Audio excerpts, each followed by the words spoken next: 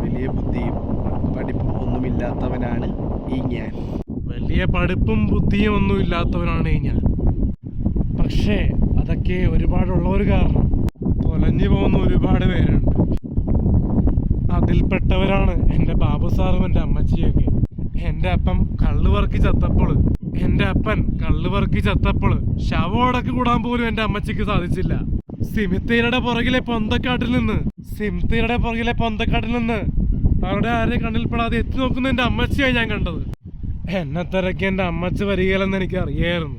ആ നാണക്കേട് എൻ്റെ ജീവിതത്തിലേക്ക് ഒഴിഞ്ഞു പോകാൻ വേണ്ടി, എൻ്റെ ജീവിതത്തിൽ നിന്ന് ഒഴിഞ്ഞു പോകാൻ വേണ്ടി ഞാൻ മനഃപൂർവ്വം വരാണ്ടിരുന്ന സാറേ. ഒത്തിരി കാലത്തിന് ശേഷം ഇപ്പോഴാണ് സാറേ എൻ്റെ അമ്മച്ചി ഒന്ന് തിരിച്ചു കിട്ടിയത്. നീ എൻ്റെ അമ്മയെ നാണക്കേടിലേക്ക് തള്ളിവിടല്ലേ സാറേ. അതുകൊണ്ട് ആ സ്ഥാനത്താണ് ഞാൻ കോടതിയെ കാണുന്നത്.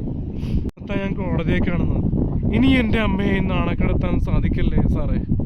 ഇനി എൻ്റെ അമ്മയെ നാണം കെടുത്താനായിട്ട് ആരെയും സാധിക്കല്ലേ സാറേ. ആ സ്ഥാനത്താണ് ഞാൻ കോടതിയെ കാണുന്നത്.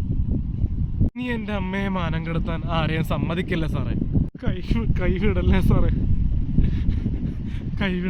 ഞങ്ങളെ കൈവിടല്ലേ സാറേ.